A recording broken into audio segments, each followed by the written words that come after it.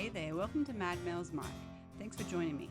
My name is Melissa and this is a podcast all about me, about my life with PTSD, about my life with a husband and kids and friends and everything in between. Thanks for tuning in. Hey everybody, and welcome to Season 2, Episode 5. Thanks for tuning in. I know there had been a few weeks where I hadn't recorded, but I'm trying to get back into the swing of things, so let's get this episode started.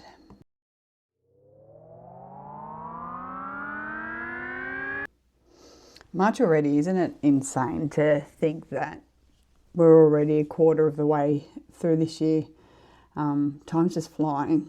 And the more I say that, the more I sound like mum and dad, but it is really, really insane to think that, like, it's nearly Easter and Anzac Day, and before we know it, we're going to be looking at Christmas again. But yeah, it's crazy. What have I been up to?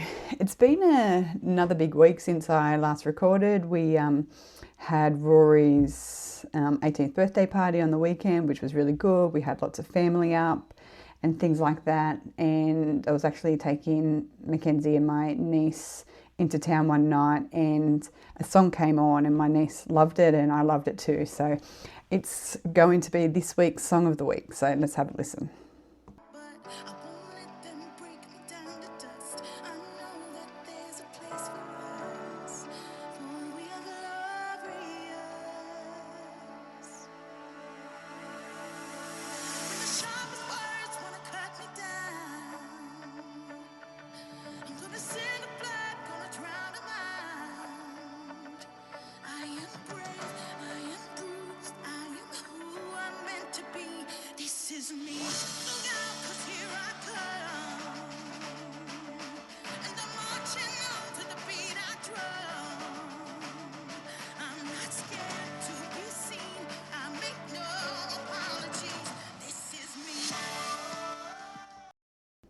This Is Me by The Greatest Showman. Like, what a great little song. And I think it sort of encompasses my journey, and particularly on this podcast, because I'm not hiding anything and I'm marching on to the beat of that I drum. And I think it's so important to remember that I am brave and I am bruised, but this is who I'm meant to be. So I want everybody to go forward in this week and go, yes, everything I am is enough, because everything that you are is enough. And whether you're having the shittest day today, that's fine. You are here and this is enough. And whether you haven't gotten out of bed today, that's fine. If you've gotten up and made yourself a coffee, brilliant. If you've made your bed for the day, even better. But just remember that what you are doing in this moment, you are brave and you are enough. So thank you to my niece for singing that song when we were driving into town, and I did tell her that I would be making this the song of the week. So that was really nice. So thank you. So because we had Rory's 18th over the weekend, we had a lot of people here, and it was very unfortunate because the weekend, so it was my birthday as well. So I had booked a musical in the city for the weekend just gone, so my husband and I could head down and spend the weekend in the city and see this musical. And then next weekend, Mel and I are heading down to Canberra for a pickleball tournament. And then I sort of went towards the end of last year like, shit, it's Rory's 18th. We're going to have to find a time to have this party. So I had to sort of choose whether I wanted to miss out on the musical pickleball, and pickleball won. So we're still going to Canberra over the weekend to play in this massive tournament. It's going to be lots of fun. It'll be nerve-wracking, but so I didn't really look to have a look and see what things are happening in town and stuff like that. So the weekend of Rory's 18th, there was a big sort of country music festival in town, which gets a whole heap of people from outside the town, as well as the running festival in town as well, which just meant that accommodation was very, very slim. And it's hard because I had said that my parents can stay here my mother-in-law, my grandmother-in-law, and that's sort of where our room and capacity for our house sort of died. But then my brother-in-law called me on Friday morning saying, look, I stuffed up. He had actually booked accommodation for the Friday night instead of the Saturday night, and couldn't get accommodation for the Saturday night because everything was all booked up. So we're frantically trying to sort out beds and where everybody's going to sleep and things like that. And then we had my sister's boy here as well. So we had a very, very full house over the weekend, and the party was good. It was very enjoyable. I was wrecked by the time I got to bed, and my legs were killing me, like just from being on them all day. But I think for me, the most important thing to look back at was comparing Rory's 18th to Mackenzie's 18th. So Mackenzie's 18th was 18 months ago, and my headspace was significantly different to where I'm sitting at the moment. So I found that I was able to enjoy Rory's party a lot more than what I had done for Mackenzie's. Don't get me wrong, I still enjoy Mackenzie's as well, but with Mackenzie's I would spend more time sort of by myself and not as present. So, but this year I was certainly a lot more present. I was talking to people and engaging in conversations. So it's very heartwarming and makes me very proud to have a look retrospectively of where I had been 18 months before and where I am now. And like, I'm not saying this on this podcast to brag or to rub salt in the wound or anything like that, but I'm saying it because there is hope for you as well. Like, yes, like, and I've spoken about my dark days, and I've spoken about how low I was, and it's been a hard slog to get where I am today, and I've had to put the effort in as well. But I can guarantee you, if you can get there as well. Like, your life can take a turn, and yes, these turns may not last for any more than a couple of hours, but if you can get a couple of hours of feeling relatively okay, well then maybe tomorrow you might get 3 hours, and then hopefully then it will increase. And so this podcast is about my journey, and I don't want to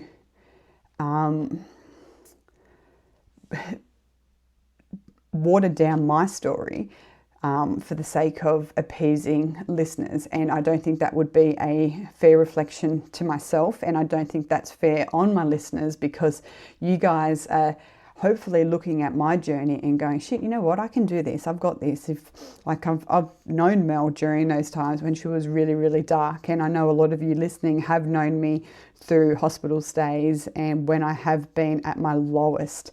And if you can see where I am today and hear it in my voice and go, hang on a second, there's hope for me yet, like, hopefully that gives you that little bit of encouragement to keep putting one foot in front of the other. So yeah, it's I'm certainly not saying it for you to suck eggs, but I hope you can take away and feel encouraged by my journey, and hopefully you might be able to put a few little bits and pieces into place and go from there. So yeah, but it was a really good weekend.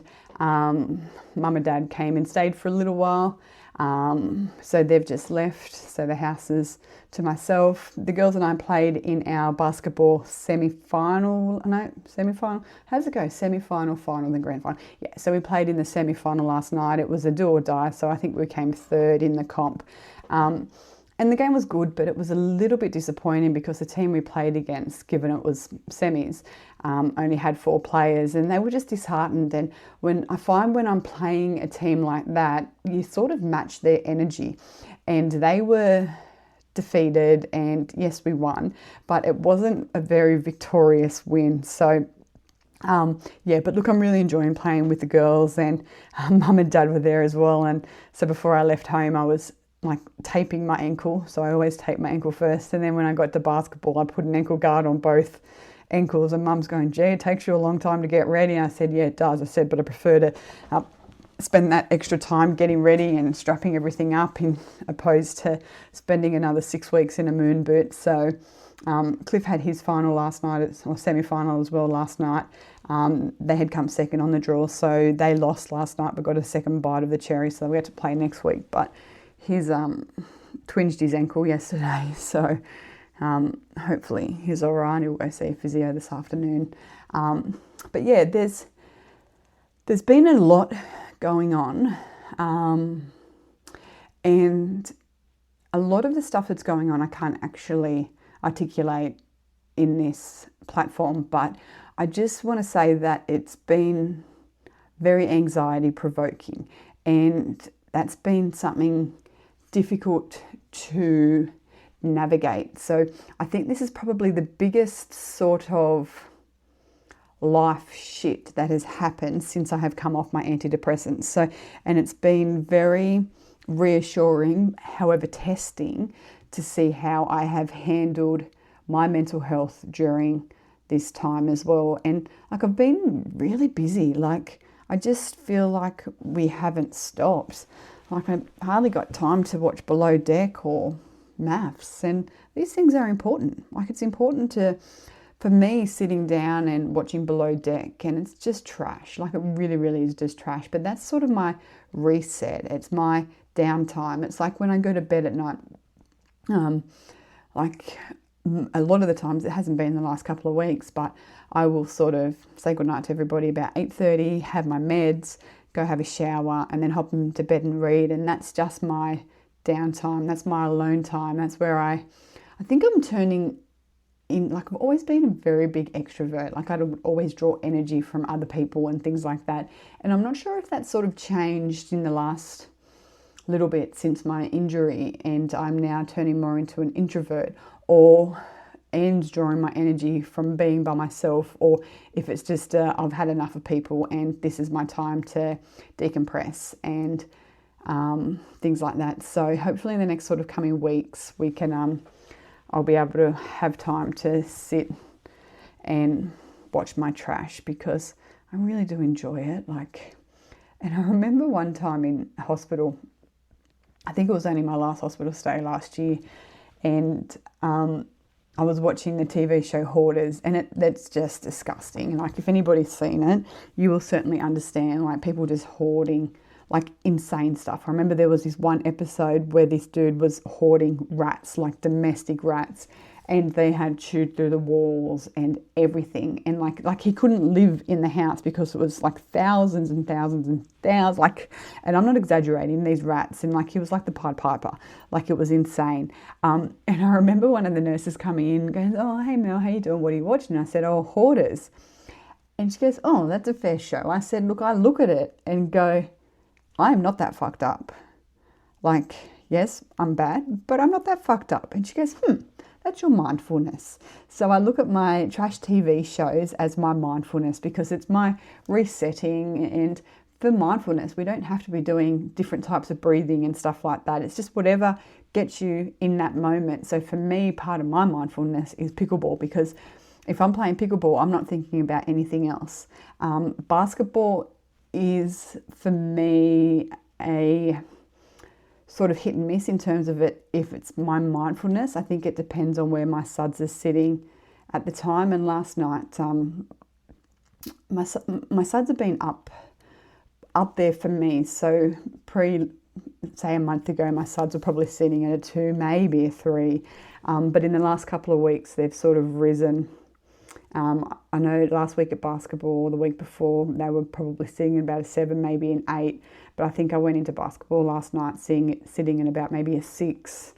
And that for me was quite high for where I am at the moment. But yeah, so if I go into basketball, my SUDS are quite high. But then whilst playing it, then depending on the game and my actions and other people's actions, my SUDS can either go up or down. But I certainly don't really consider basketball as a mindfulness. My reading is definitely a good form of my mindfulness, and the book club book I'm reading at the moment is very tricky. I'm really struggling with it. It's called Butter. It's a Japanese novel, so it's been translated into English, but I don't know, I read on a Kindle. I'm about 40% of the way through, and I think probably only the last 5% I think I'm understanding what's going on. I found it hard to understand who the characters are, and things like that. But look, I think it'll get there, and I think it'll be a good talking book for book club. But yeah, so as I said, Mel and I are heading off to Canberra this weekend for a pickleball tournament. Mel's shitting bricks already because we have to be at the pickleball location at 7 o'clock in the morning, and she's already panicking, going like, how is she going to get me up out of bed, because I don't do mornings very well. Mackenzie wanted to do breakfast with us this morning before Mum and Dad left, and she wanted to do it at 8, and I've gone, I'm not doing it at 8, I can't get up at that time, that's just ridiculous. Like, I set my alarm for 7:40 every morning, and I press snooze until 8:07, and then I get up out of bed. I have my routine, and if I don't need to be up and out of bed, I won't do it. It's just like when we moved into town, I started a walking and running group, and that was just a way so I could meet people who weren't in the police and sort of broaden my friendship group.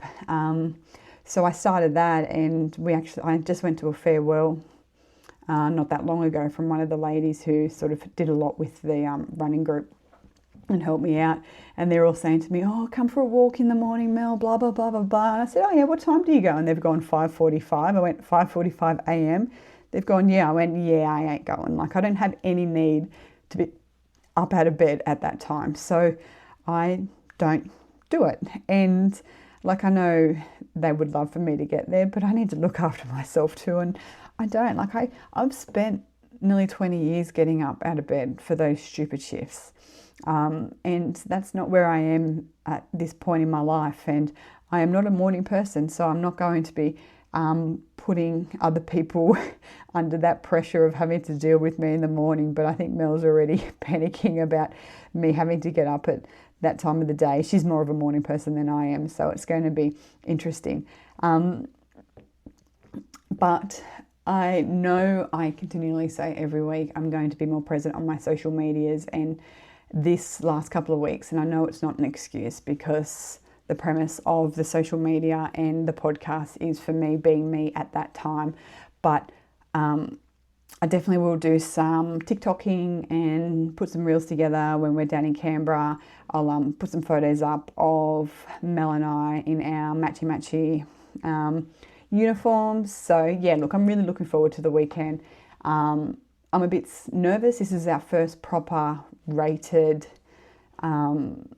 tournament, so I'm glad we played that one in Bathurst, the inter-club tournament, because we were able to get a little bit of an idea of how it will run on the day. But this tournament has over 500 entries, so it's going to be massive, and it runs over 4 days. But look, it's going to be lots of fun, and I think I just need to keep telling myself and telling Mel, like, we're there for fun, and if we come out and we don't lose any game, if we come out and we don't win any games, that's okay, and if we win a couple, that's brilliant, but just as long as we have fun and enjoy the time as well. So let's finish with the thought of the week. So just quickly before I get into the thought of the week, next week I have a special guest on my episode, so keep an eye out for that. It will be a little bit longer of an episode. I think it's for about 40, maybe 45 minutes. So if you're going to have a listen to that, make sure you give yourself enough time, because it's not one of my typical 20-minute episodes. So as I'm doing with this season's thought of the week, it's from the book called The Boy, the Mole, the Fox and the Horse by Charlie Mackenzie. And for those who don't know or have just jumped on, I was given this book by a beautiful nurse in hospital my very first day in June 2023. So I was probably, or by the time I left, it might have been July or August, because I was there for a bit of time. But I'm just randomly opening it up to a page and just reading it. So this week's is, imagine how we would be if we were less afraid. And what a great little thing. Like, we spend a lot of our times being afraid of first of all, afraid of what people will think of us, afraid of how I will be seen, afraid for our own self-preservation. But I think we spend a lot of time on fear, and I think that cripples what we can do on our day-to-day lives. And yes, there is a place for fear, and being afraid, because if I see a snake, you want those fear reactors and afraid reactors to work in its place. But I think particularly with PTSD, we exacerbate everything and catastrophize everything, and we live on fear. So yes, let's try not to be afraid moving into the rest of this week. Thanks for tuning in. I really appreciate it. Have a good week, and please be kind to yourself. Thanks for listening. Thanks for tuning in to Mad Mel's Mic. I'm Melissa Smith, and I hope you've enjoyed listening. You can find me on Facebook and Instagram, and don't forget to like and follow. Have a great week, and don't forget to be kind to yourself.